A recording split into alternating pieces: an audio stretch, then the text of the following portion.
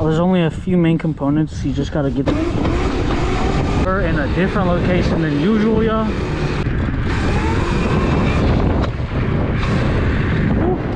It's hella slippery. Whew. This thing has way too much power, I swear. When it's at full charge, I need it to like die a little so I can back up, but that's about it. I'm just like I'm there, but I'm like, I keep sliding back.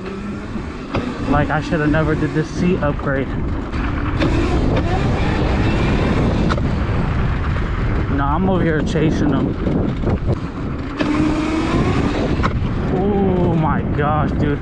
I just need to like stop being so tense, because I'm just like, oh, I'm gonna fall off, but I know I'm not, because I'm gonna like push my brakes. That was actually a good one. I'm not even gonna lie. If you don't compress those forks, man, I'm telling you, they're cooked. Ooh. Hey, but we made it.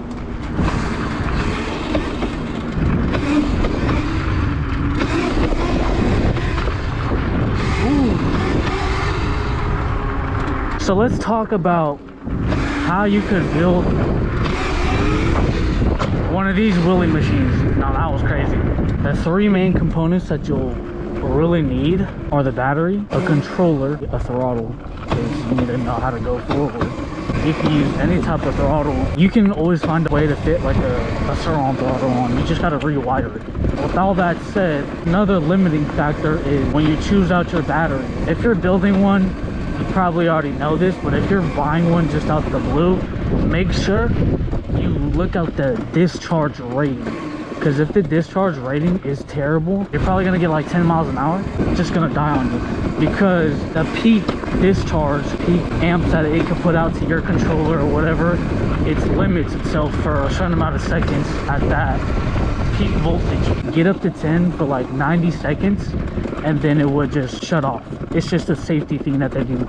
Now let's talk about controller. You can get a bar driver. There's tons of videos on how to set them up, how to tune your bike.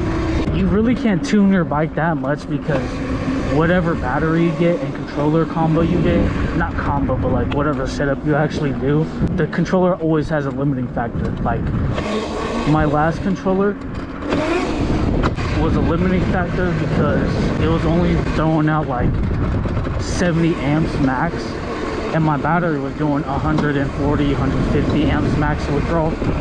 So if you take that into accountability with the new motor that's pulling way more power than it should be, it's going to limit itself or just shut off. My controller was a limiting factor. That's why I had to get this new NV72-450 controller, which puts out like 200 amps, I think. And honestly, it does the job.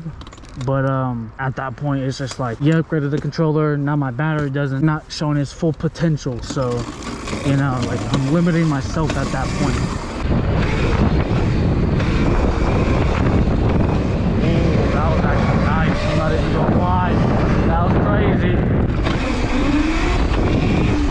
Oh, that's where I'm at right now. I cannot slow it down. That's my thing. I think it's my brakes. I don't know if you guys see my brakes, but there's some like some Amazon bundle deal that I just, you know, fixed up and made sure it fit.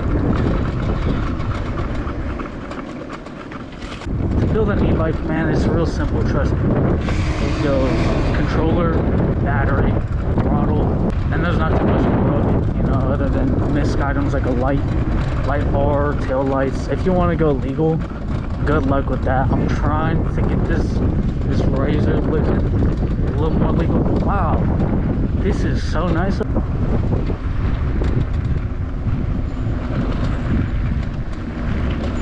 Straight mystical. There's only a few main components. You just got to get the motor, battery, and the controller I got tucked up under there. Obviously brakes and a throttle, but the most important thing to get you up and running is a battery, motor, controller, and a throttle. You know, you need a throttle. Trust me, you don't want to skip on brakes. You want to get some good brakes, because man, the first time all my little cousins were test riding this, and it was my fault because I didn't have no brakes on there. So make sure you got brakes so nobody gets hurt. I know that you're excited, but man, keep the safety in check. You know what I'm saying?